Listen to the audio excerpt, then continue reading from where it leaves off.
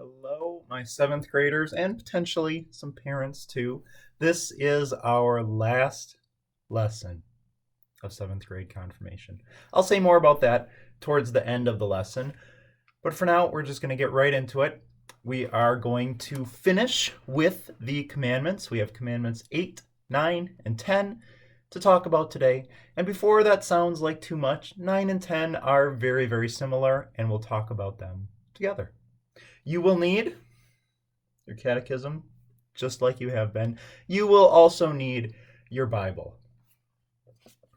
We are in the catechism on page 110. Page 110. We're going to read through the commandments, and then I'll give a little bit of kind of what they meaningfulness. Page 110. The eighth commandment. You shall not give false testimony against your neighbor. What does this mean?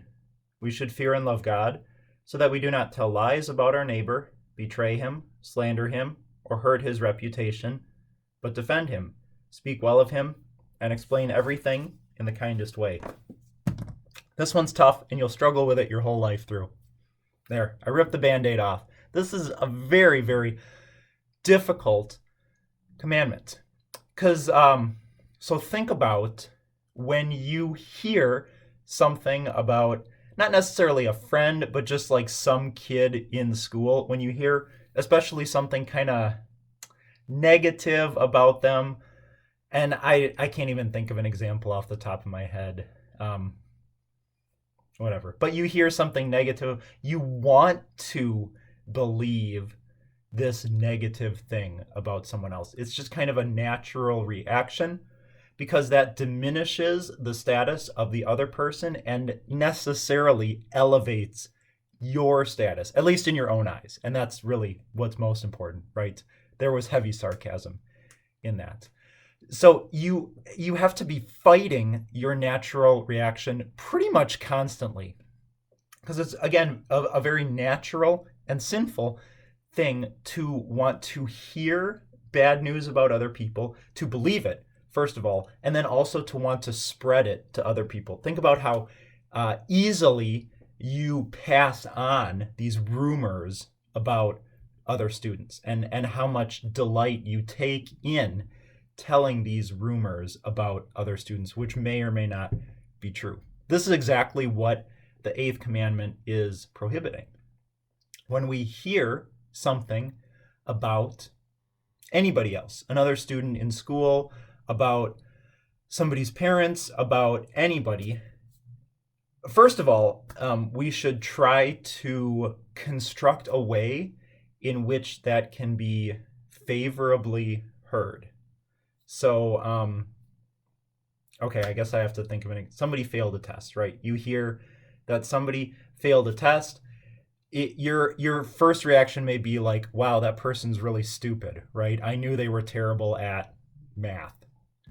But we need to try to put a favorable construction on it. Like, oh, maybe something happened to them so that they didn't have time to study, right? Like maybe something bad happened to them and that I could help them and they didn't have time to study for the math test, right?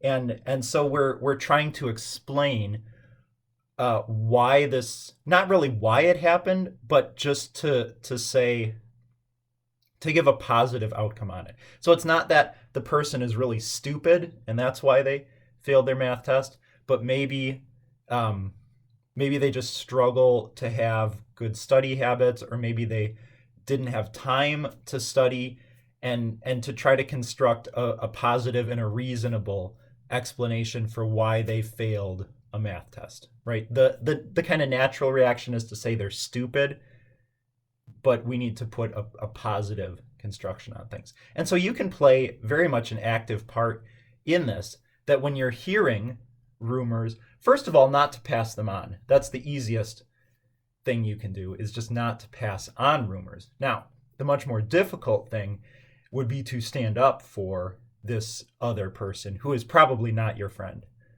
They might be, but I'm just kind of pulling random examples out of the air. But to stand up and to say, it's not that this person is stupid, but maybe they just didn't have time to study. Because that sort of quells the gossipy talk, because then people are like, oh, all right, well, maybe they didn't have time to study, and they have something else to talk about. That's the much more difficult thing, but that also causes other people then to hopefully stop passing rumors. And you can't really control what other people do. You can control your own behavior. So at the very least, that you do not pass along these rumors, but then also stand up for other people. It's scary and difficult, I know, but being a Christian is scary and difficult, so this is nothing new.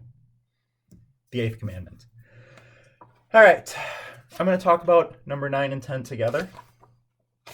And, oh, no, I've gone too far. What a disaster. All right, wouldn't you know, they're on the same page in the Catechism. That's what I was building toward. I biffed it a little bit there. Page 115 is where we hear about commandments 9 and 10. Page 115 in the Catechism. Number 9, you shall not covet your neighbor's house. What does this mean? We should fear and love God so that we do not scheme to get our neighbor's inheritance or house, or get it in a way which only appears right, but help and be of service to him in keeping it. And then the 10th commandment. You shall not covet your neighbor's wife, or his manservant or maidservant, his ox or donkey, or anything that belongs to your neighbor. What does this mean? We should fear and love God, so that we do not entice or force away our neighbor's wife, workers, or animals, or turn them against him, but urge them to stay and do their duty. Coveting is really not a word that we use very often, and so the idea of coveting has been, by and large, forgotten. Coveting is kind of broadly defined wanting someone else's possessions. It's very closely related to jealousy. If you have been jealous of maybe someone's new phone, that would be close to coveting. Jealousy is not always coveting, but the two are very closely related. And coveting kind of goes a step beyond jealousy, where jealousy would be like, wow, this person has a cool new phone. I'm totally jealous of it. But coveting would be then trying to conceive a way of getting one for yourself. Now, in the classic example, and kind of coveting in the Old Testament, it was trying to take what your neighbor had. Now, things are just different today. Back then, things were handmade. They didn't have any machines to make things. So everything was unique. And if your neighbor had, like a really cool chair, I mean, they didn't have a lot. So whatever I use as an example is not going to sound enticing. But if your neighbor had a really cool chair or like a nice picture, you couldn't think, I'm going to go to Walmart and get one for myself. That was the only one in existence, and you would never find another one like it. So you would, jealousy and coveting would go very closely together. You would see your neighbor's painting or chair or whatever, and you would be like, since that's the only one that there is, I want to get that one that my neighbor has. And so you would conceive of a way to take their thing or whatever. Now, coveting is a little different for us since we are in an age of mass production. And if your friend has a really cool phone, you don't think, I want to take their phone. You think, I want to get another one of it, right? So if they have, the iPhone, whatever number they're on now, you don't think, I'm going to steal their phone. You think, I need to come up with a way that I can get the new whatever number of iPhone for myself. And that's really how we understand coveting now, is devising a way to get another one of something that somebody has, right? Because we can so easily go to the store and get another one. We don't have to take the one thing that someone else has. So that's kind of what coveting is. It's seeing something, having the feeling of jealousy, and then conceiving of a way to get one. So maybe, as trying to extend the phone example, maybe you convince mom and dad to buy you this new phone, right? That would be an example of coveting, where you saw it, you were jealous of it, and now you've conceived of a plan to get one for yourself. That would be coveting in our age, in our day today. There we go. And that's it. Those are all 10 commandments. Now, we are going to go through 3 different readings. And as we have been, we're going to talk about whether those are used as curbs. Remember, curb is keeping you constrained, keeping you in bounds, maybe. I'll use maybe a sports metaphor today, since I've been using car metaphors this whole time. Think about what sport would we have now? It's kind of baseball season. So think about when you hit the ball, you want it to go into you want it to stay in play, right? If you hit it and it goes across the foul line, then of course that doesn't count and you have to re-hit the ball, right? So the curbing is like the foul lines, where if you hit a foul ball, you have done something wrong, and play has to be redone. Whereas if you hit the ball and it goes out into the field, right, then things are good and play can commence.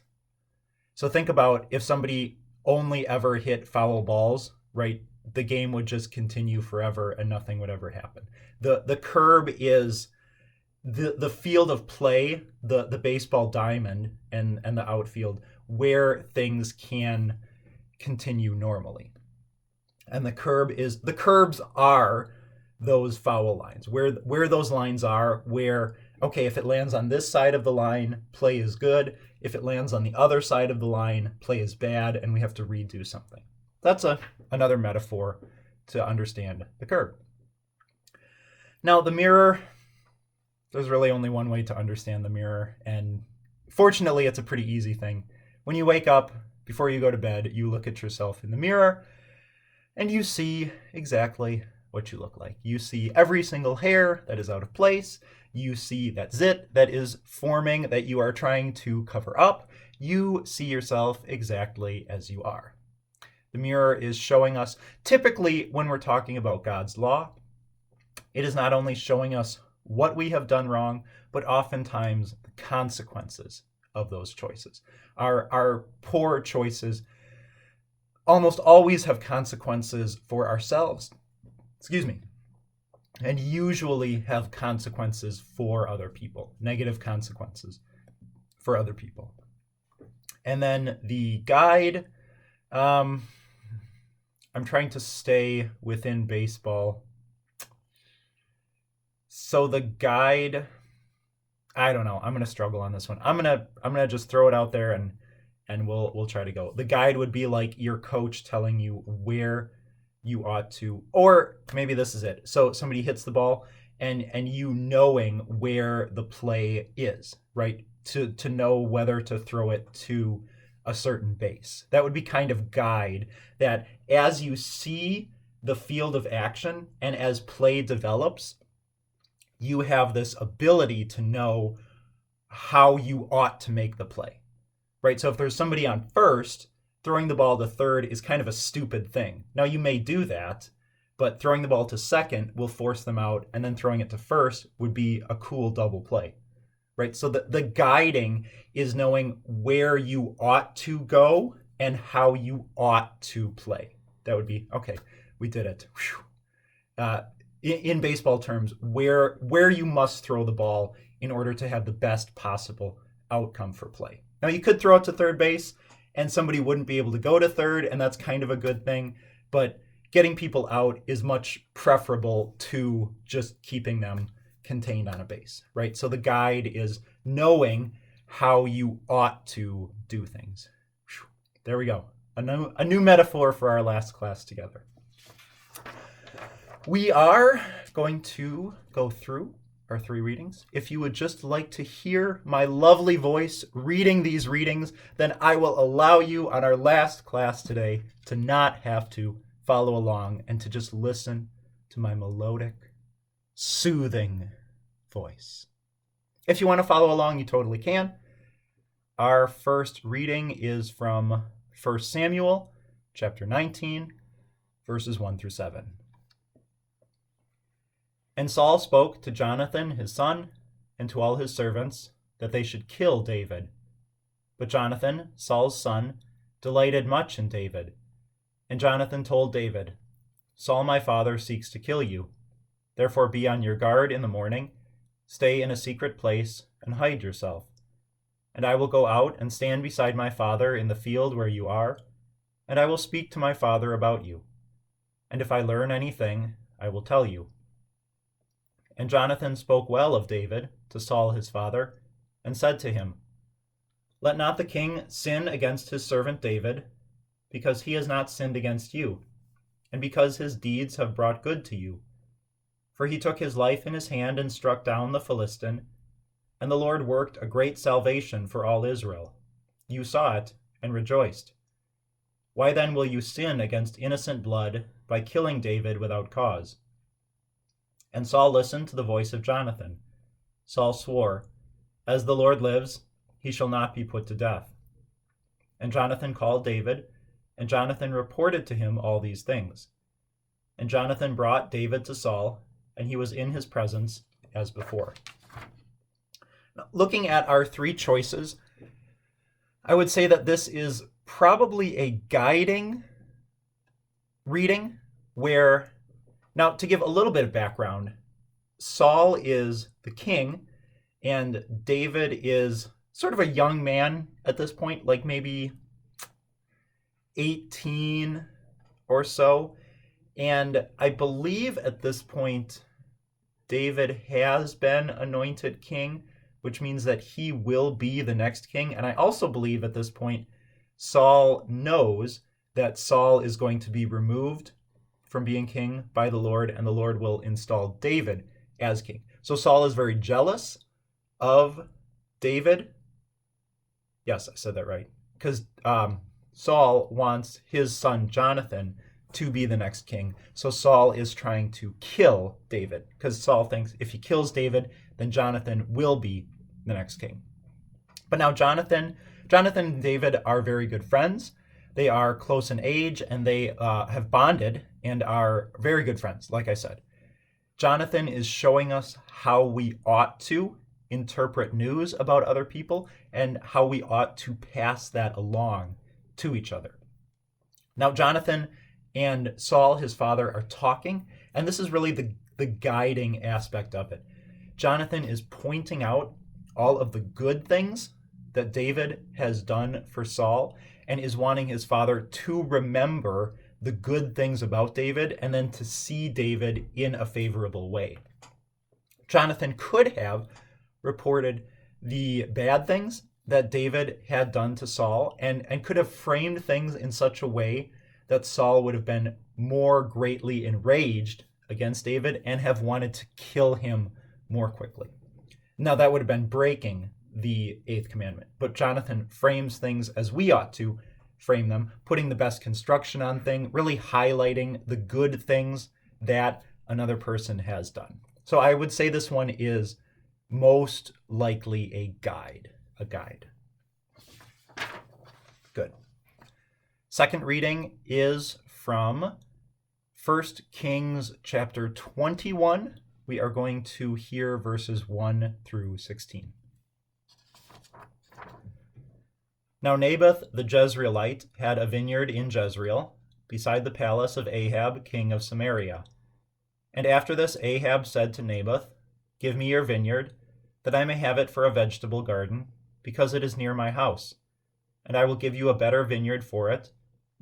Or if it seems good to you, I will give you its value in money. But Naboth said to Ahab, The Lord forbid that I should give you the inheritance of my fathers.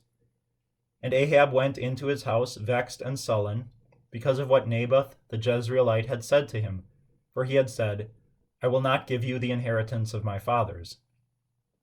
And he lay down on his bed, and turned away his face, and would eat no food. But Jezebel his wife came to him and said to him, Why is your spirit so vexed that you eat no food? And he said to her, Because I spoke to Naboth the Jezreelite, and said to him, Give me your vineyard for money, or else, if it please you, I will give you another vineyard for it. And he answered, I will not give you my vineyard. And Jezebel his wife said to him, Do you now govern Israel? Arise and eat bread, and let your heart be cheerful. I will give you the vineyard of Naboth the Jezreelite. So she wrote letters in Ahab's name, and sealed them with his seal. And she sent the letters to the elders and the leaders who lived with Naboth in his city. And she wrote in the letters, Proclaim a fast, and set Naboth at the head of the people. And set 2 worthless men opposite him, and let them bring a charge against him, saying, You have cursed God and the king. Then take him out and stone him to death. And the men of his city, the elders and the leaders who lived in his city, did as Jezebel had sent word to them. As it was written in the letters that she had sent to them, they proclaimed a fast, and set Naboth at the head of the people. And the 2 worthless men came in and sat opposite him. And the worthless men brought a charge against Naboth in the presence of the people, saying, Naboth cursed God and the king. So they took him outside the city and stoned him to death with stones. Then they sent to Jezebel, saying, Naboth has been stoned, he is dead. As soon as Jezebel heard that Naboth had been stoned and was dead, Jezebel said to Ahab, Arise, take possession of the vineyard of Naboth the Jezreelite, which he refused to give you for money, for Naboth is not alive, but dead. And as soon as Ahab heard that Naboth was dead, Ahab arose to go down to the vineyard of Naboth the Jezreelite to take possession of it. Now, before we get into this one, I do want to talk a little bit about the idea of inheritance in Old Testament times. When we get to kind of the book of Judges and then onward through the prophets, the people of Israel have entered the promised land. They have taken possession of it, and each person has a special section of the promised land that is given to them.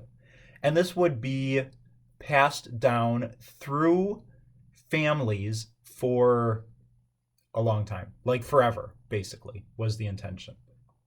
So imagine, and this is what makes it so different today, because today we think about going to college and you graduate and you get a job in some city and you just, you might rent an apartment, but I'm not going to use that. You buy a house there and some land, and you can just do that. It's not as though, now somebody probably lived in that house beforehand, but they hadn't been passing it down through their children for like hundreds of years, right? It's just, they made a house there 40 years ago and people are kind of buying it and selling it and moving around. And so there's not this sense of attachment to a place. Now, maybe some of you have grandparents, especially if they are either farmers or ranchers. This might be more true, but they may have some land to which they have great attachment because they have used that land to feed their families and to earn a living, and they may feel greater attachment to that land. Now maybe that's the case for some of you, but think about if your grandparents lived in a certain house, and then your parents also lived in that house, and then you would live in that house, and you would pass that along to your children. That's kind of the sense of inheritance in Old Testament times. There was great attachment to the land because it was yours. It was given exclusively to you. There was really no buying or selling of land in those days. Everyone had their piece of land. They had their home and their property. Now there could be some selling, but you would get it back. I kind of want to leave that off on the side for now. So coming back to our reading, when Naboth said that he would not give the king his vineyard, it was because this vineyard precisely, this land, was passed down by Naboth's ancestors for many generations, and he had a special attachment to that land. Nowadays, we would be like, yep, I'll sell you. You give me some more property over somewhere good, right? There's no attachment to a specific piece of land. But that's the difference. So Naboth has this special attachment to his land.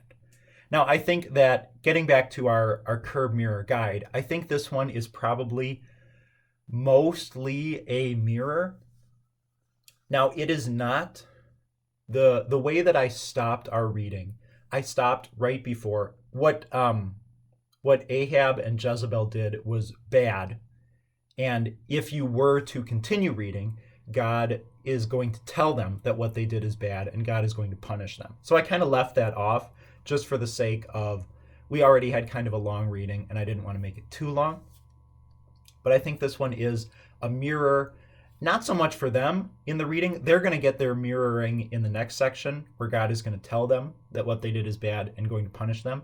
But you and I can see that what they did is bad. So we have the effect of the mirror. We can see their mirror and see that what they did is bad. That's kind of how it is a mirror.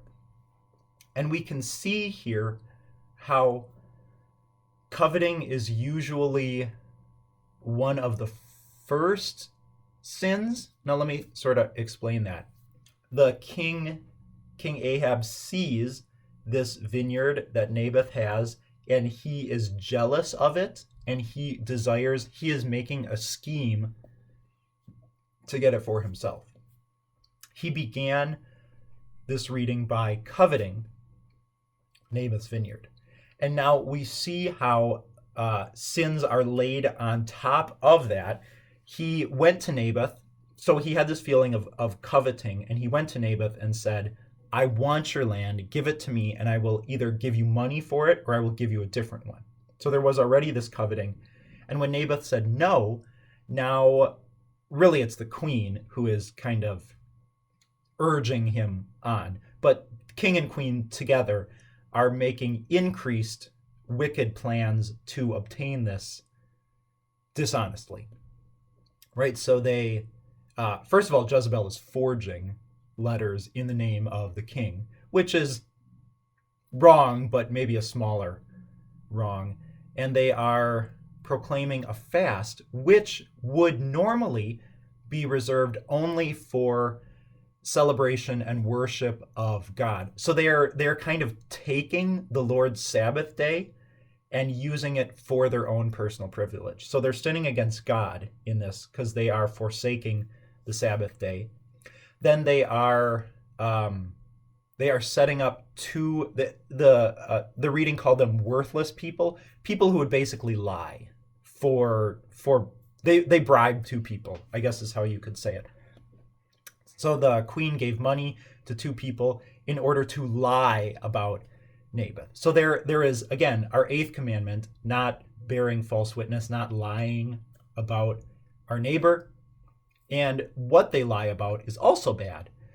That they said that Naboth cursed God. So they have lied that Naboth used God's name in vain, and they are themselves using God's name in vain. So we've got quite a few things, right? They have forsaken the Sabbath. They are lying about their neighbor.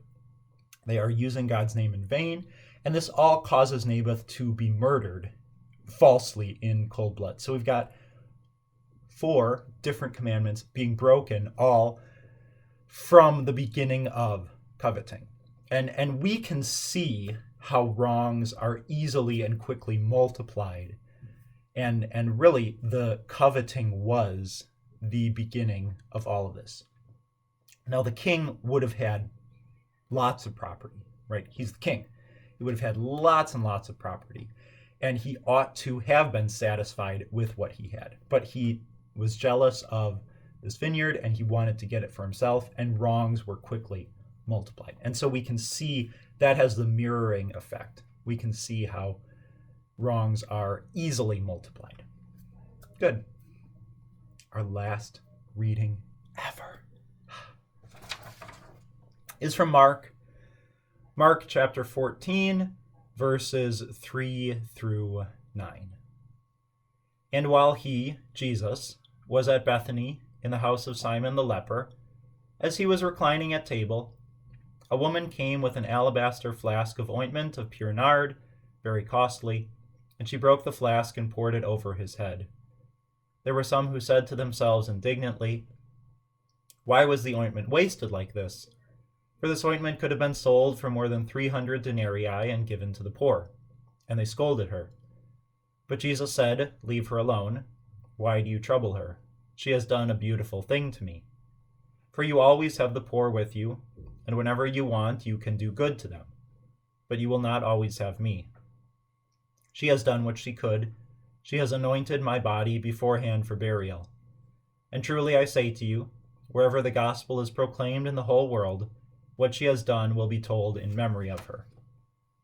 Now, this is sort of classic Eighth Commandment gossiping about our neighbors. And I think this would be probably kind of curb and mirror together. This woman comes in and she has spent a lot of money to have this very expensive ointment. Now, the reading talks about 300 denarii. I'm going to throw out some figures and maybe they'll go over your head, maybe not.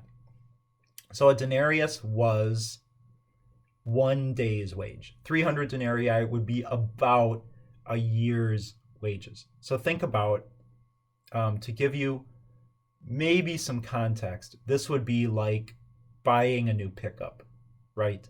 Buying a brand new pickup. This would be about the amount of money that this woman has spent on ointment, which the people think she has wasted by pouring upon Jesus. Now, here's where they are seeing the woman's actions and they are interpreting them in a negative way. They are saying, wow, she was really stupid for wasting this money on Jesus. Now, Jesus scolds them for their behavior, and that's kind of the curbing. And then he tells them why it is that they have done wrong. And that's kind of the mirroring. Jesus says that this woman has done a beautiful thing for him. Jesus is interpreting her actions in a favorable way. What she has done is good and right because she has done it for me. So I'm not going to get into more than that, kind of what the text is saying. That's sort of a different thing. For us, it is Jesus is providing a curb, telling us to interpret the actions of other people in a favorable way and not calling them stupid or wrong, right? But trying to interpret them in a favorable way. Now, I realize as I'm saying this, sometimes people do wrong things and make bad choices. And we are not... I'm going to get into innumerable special cases. Okay, so this, the interpreting things favorably is more concerned with when you hear something about someone that you are providing a way that what they have done can be viewed positively. Now, if somebody has done something wrong, then we're not trying to provide excuses for doing wrong things. And so there's kind of a line between hearing a rumor that could have either right or wrong implications. Like, think about failing the test that I used beforehand. There are bad reasons for failing a test, like you just didn't study because you didn't want to and you failed the test. Now that would be a dumb thing to do, right? But only you know the reasons why you failed the test. Other people don't. And that's really what the Eighth Commandment is getting at. People see the action of someone failing a test, and now they have to construct their own explanation for it. And we ought to phrase our explanation in a positive way. So if you failed the test, you hopefully know why you failed the test, and you can change your behavior for the future. But if somebody else failed the test, you ought to provide an explanation that is favorable. Like, oh, they probably didn't have time to study, or boy, this was a really difficult unit or chapter or whatever, and the test was just really difficult. So I can see that they had good reasons for failing, right? That's what we're concerned about. Now, if somebody is like stealing things, or we don't say like, oh, they probably don't have things, and so it was okay to steal. That's not what we're concerned about. It's really more about rumors. I can't give you a blanket. This will always happen because each case is different, and that's part of learning and growing in your Christian faith, is gaining the wisdom to know how to act in different situations. And that's really one of the aspects of Christianity, is learning how to act in different situations. And it's something that you will continue to learn and grow throughout your life, knowing how to act in different situations. So you're at the dumbest you're ever going to be as far as that goes. I'll pull another Band-Aid off right now, right? You are only going to continue to learn and grow and improve, right? So this is the worst it's going to be as far as knowing how to act in different situations, because you will learn from situations either how you have done well or poorly, and you will learn for the future. So things are getting better from here, is what I'm trying to say. That's the silver lining. Whew. You can see how quickly and easily this gets complicated, and throwing out theoretical cases always has this danger that, well, what about this and what about that? And you're like, yeah, there's just, you need to gain wisdom to know how to act in different circumstances. So go and learn. This was our last lesson. I will say that it has been good teaching you. It has been good teaching you. I have enjoyed it.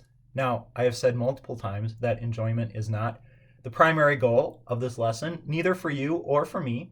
And so it is an added benefit that I have enjoyed your presence in my class.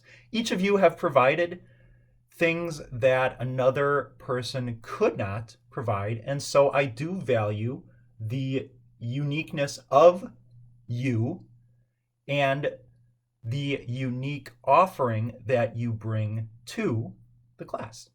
So thank you for being you, and thank you for being in class this year. You are not released from my charge. You are merely handed off to Pastor Rajek next year, but I will be your pastor, not forever, because eventually I will be dead, and eventually you will be dead, but for a while I will continue to be your pastor. And so I hope that you continue seeing my face. At the very least, next year I will put my hand on your head when you are confirmed, and I will be part of that. So I'll have some part in your life going forward, and hopefully more than that. But that's kind of up to you. God's blessings. It has been good, and I will see you whenever I see you.